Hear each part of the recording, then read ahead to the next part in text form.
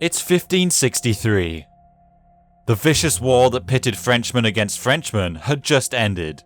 The royalist army acquitted itself well. However, with the assassination of the Duke of Guise, the Protestants snatched victory from the jaws of defeat by obtaining a negotiated peace. Catherine of Medici and her centrist party of politiques, who were the architects of this peace, now take the lead. Catherine's idea for a lasting peace is to play off one faction against the other. Until Montmorency quarrels with the Guise, and the Guise quarrel with Condé and Coligny, Catherine can rest assured and pretend to be the only adult in the room. After the German mercenaries are gotten rid of, Catherine endeavours to unite Catholic and Protestant in a common cause. In May 1563, the united French army marches against the English, who still occupy Le Havre. The English are ousted by August, and subsequently Catherine makes her next move. To cement her power, the 13-year-old Charles IX is declared an adult. This way, no one can have formal influence over the king, but Catherine can still exercise her informal motherly control. To show the provinces their power, Catherine and her son embark on a grand tour of France. The royal progress is planned to take 2 years, giving Catherine and the court ample time to hear all grievances and pacify all quarrels. Starting from Fontainebleau, the court first covers the east and southeast of the country. To her dismay, Catherine discovers that the country is still up in arms. All her divisive peace has achieved is more discontent. Catholics who feel cheated by the peace begin to arm themselves. They set up regional leagues, intended to do what an impotent government won't. In response to the Catholic leagues, the Protestants also set up their armed groups. Catherine does her best to quench the flames, but all this does is hide the problem. By 1565, the royal progress reaches the southern city of Bayonne. Here, Catherine meets with the Duke of Alba, the representative of the King of Spain. The talks are tense, as there is already much friction between France and Spain. Philip II wants the French to take a much harder stance on heresy, as he fears that the rebellion from France could easily spread into the Low Countries. Alba insists that the French should immediately implement the findings of the Council of Trent and take the fight to the Protestants. Catherine insists that compromise is the best solution, and that Spain should stay out of France's business. The Duke of Alba leaves empty-handed, as the court continues its progress northward. But the conference has further ramifications. To Alba's insistence, the Protestants were not invited. This spawns a series of conspiracy theories referring to what really took place at the meeting. The most radical Protestants allege that Catholic France and Catholic Spain are planning their demise. When a wave of iconoclasm breaks out in Flanders in the summer of 1566, these rumours gain even more ground. Philip II fears that his governor had lost control of the province. To rectify this, he orders the Duke of Alba to raise a large army of veterans in Italy, then take these troops north to intervene in the Low Countries. 10,000 men are gathered by 1567, to be joined by further contingents from Germany. In June, Alba begins his march. The route, later to be known as the Spanish Road, takes him through Savoy, into the county of Burgundy, through Lorraine and Luxembourg, finally arriving in Flanders. This is dangerously close to France. Catherine knows that this procession may well instigate the Protestants to rebellion. Therefore, the kingdom preemptively hires 6,000 Swiss mercenaries to guard the border. Eventually, Alba reaches the Netherlands without issue. However, the Swiss are not disbanded. Even though the Crown insists that this is merely a precaution, the Protestants are convinced that this force is about to be used against them. Something must be done. To this end, the Protestants gather 1,500 horsemen in total secrecy, intended to capture the king and his court to liberate them from Catholic conspirators. Unlike at Amboise, this plot is only found out once it's already in progress. The court is at Meux near Paris, almost completely unarmed. Catherine sends an urgent message to the Swiss to force march to Meux. The Swiss get there just in time, and the king is saved from the conspirators. The court and the Swiss retreat to the capital, closely followed by the Protestants. Since Condé and Coligny had time to prepare, they have the superior forces. But even this is not enough to besiege Paris, so Condé instead contents himself to blockade the city. However, Paris is well stocked with supplies, so the royalists stand firm. Soon, they gather more soldiers and go on the offensive. The two armies meet at Saint-Denis, just outside Paris, on the 10th of November 1567. The royalists are commanded by Montmorency and have 3,000 cavalry, 6,000 Swiss pikemen, and 10,000 hastily gathered city militia. The Protestants only have 2,000 cavalry and 4,000 infantry, however their soldiers are all professionals. After a brief artillery duel, the Huguenot cavalry led by Coligny falls on the royalist left. Montmorency's troops are still disorganized, and the Parisian militiamen rout on first contact. Seeing this, Condé attacks the center. His ferocious charge breaks through the Catholic lines. Montmorency is mortally wounded and evacuated from the battlefield. But after this initial shock, the royalists rally. Both sides resume their initial positions, and by nightfall the Protestants melt away.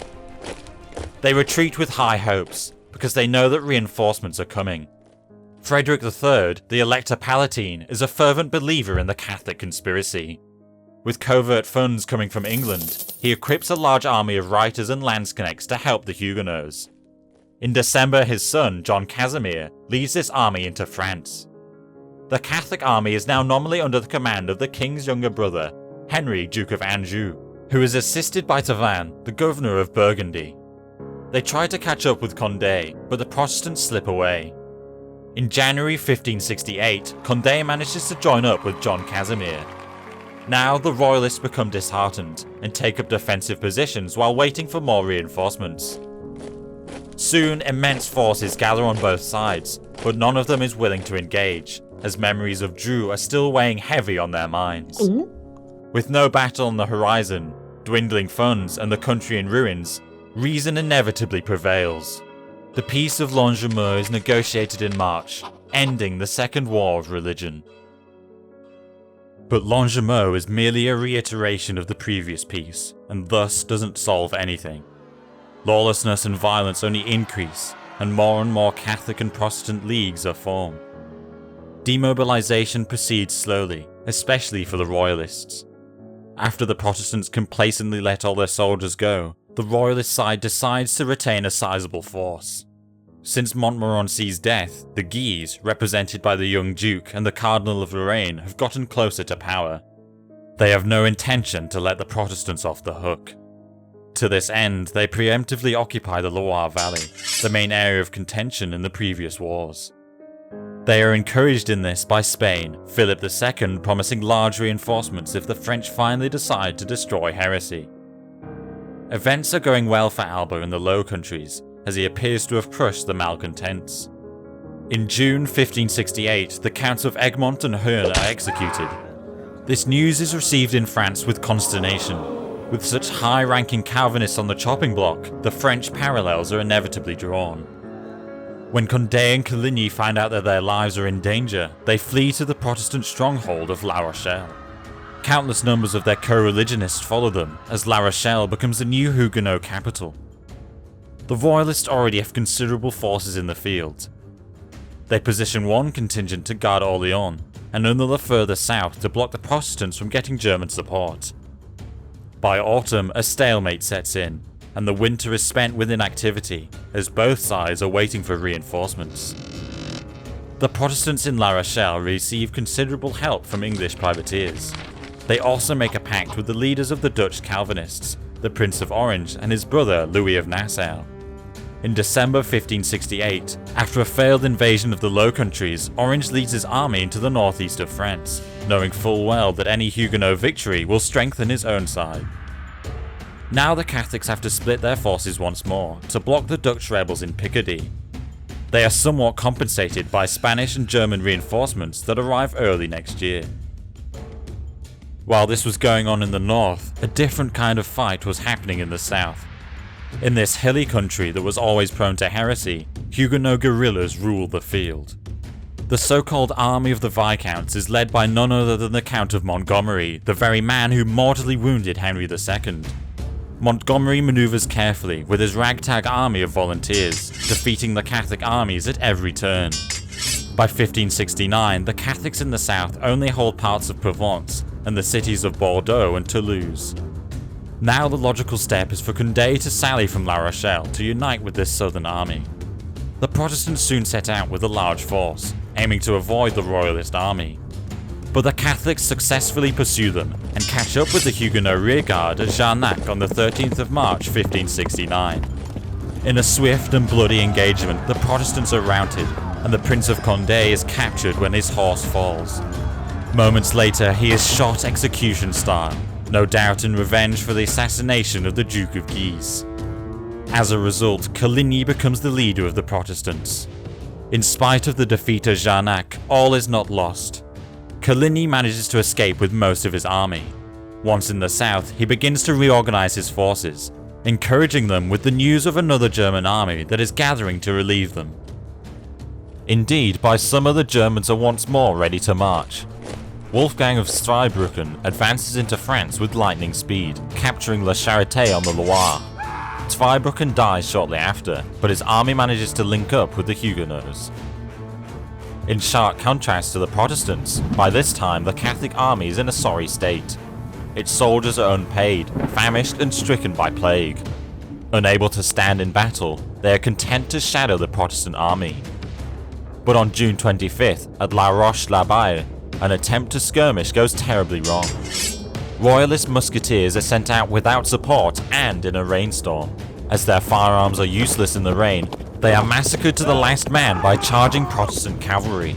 With this defeat, the royal army has no other recourse but to retreat to the Loire. Instead of pursuing them, Coligny decides to lay siege to Poitiers.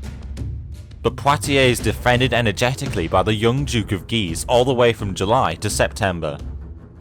The Protestant army wastes away, and by autumn the royal army is ready to fight. As they move to relieve Poitiers, Coligny is compelled to lift the siege. He tries to retreat south, but on October 3rd, 1569, the Catholic army catches up at Moncontour. Coligny tries to slip away, but a mutiny among his lanzknechts delays him for 2 hours. This gives enough time for the Royalist army to deploy to block him. Now the Protestants are forced to give battle.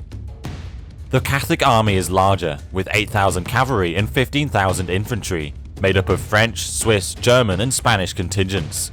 The Protestants only have 6,000 cavalry and 12,000 infantry. The battle starts with a cannonade that targets mostly the infantry. The first move is made by the Catholic right, who fall on the Protestant left. In the vicious melee, Coligny has to divert reserves from his right flank.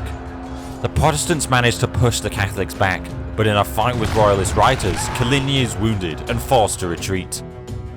Next, the Duke of Anjou leads a cavalry charge against the Huguenot right. The attack nearly fails, but then the Catholics send in the reserve. The Protestant reiters fall on the Swiss in an attack that is doomed to fail. As they withdraw, they leave the Protestant lanzknechts dangerously exposed. Seeing disaster unfold, Coligny orders a general retreat. The cavalry manages to disengage, but the infantry is trapped. The Swiss furiously attack the lanzknechts and massacre them nearly to the last man. For good measure, they also cut down much of the French infantry. The Protestant losses are enormous, with 8,000 killed or captured. The Catholics barely lose 1,000 men. Nonetheless, the Catholics fail to exploit this stunning victory. Coligny is allowed to flee south. Instead of pursuing them, the royal army engages itself in ruinous sieges around La Rochelle. But all this achieves is to degrade the Catholic army while Coligny replenishes his forces in the south. The winter is spent with fruitless negotiations between Catherine of Medici and Jeanne d'Albret, the Queen of Navarre, who represents the House of Bourbon until Henry of Navarre becomes a major. She asks Catherine for 4 security towns where the Protestants could maintain an armed force. For now, her request is refused, but as spring turns into summer, the balance of power is reversed. The king is utterly bankrupt and fails to field an army on time. In contrast, Coligny's forces have been replenished and are now joined by the Army of the Viscounts. Coligny first tries to besiege Toulouse, but later changes his mind. He concludes that only by threatening Paris can he gain an advantageous peace. Therefore, he sets out to the east and then pushes north along the Rhône Valley, pushing deep into Burgundy. Local forces are brushed aside as Coligny's forces appear unstoppable. A royal army is hastily cobbled together and faces the Protestants at Arnay-Le-Duc on June 15, 1570. In spite of their numeric superiority, the Catholics fail to stop the Huguenot army. With the prospect of another blockade of Paris, Charles IX is persuaded to negotiate. By the Treaty of Saint-Germaine, the previous liberties of the Protestants are confirmed, and additionally they get 4 security towns where they can be in charge and maintain an army. Thus, from now on, armed peace will become the norm. The Catholic conspiracy that was a myth before now turns into a reality. France's civil war has thus developed into a truly international European conflict. Thank you for watching. Please like, share and subscribe, it helps with the algorithm. Check out my Patreon if you want to help me on this journey. Links down below.